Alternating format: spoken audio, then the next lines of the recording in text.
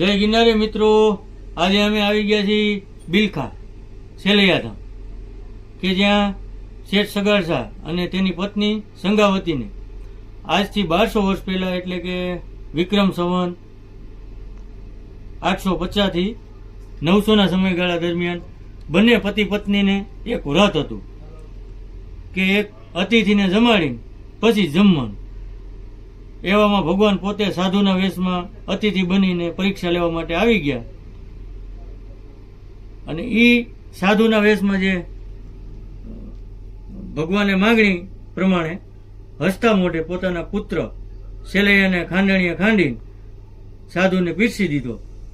જે સાધુના રૂપમાં ભગવાન આવ્યા હતા તેમણે શેઠ સગાડસા અને સંગાવતી રાણીની અતિથિ પ્રત્યેનો ભક્તિભાવ જોઈને પુત્ર સેલૈયાને સજીવન કરી દીધો.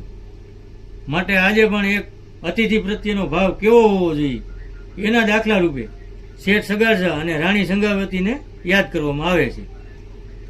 એક લોકવાયકા મુજબ શેઠ સગાડસા છે એ દાનવીર કર્ણનો બીજો અવતાર પણ માનવામાં આવે છે.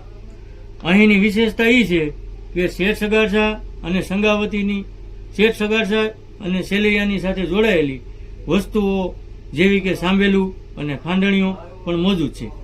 ઉપરાંત લક્ષ્મીનારાયણ દેવ અને હનુમાનજીનું મંદિર પણ છે.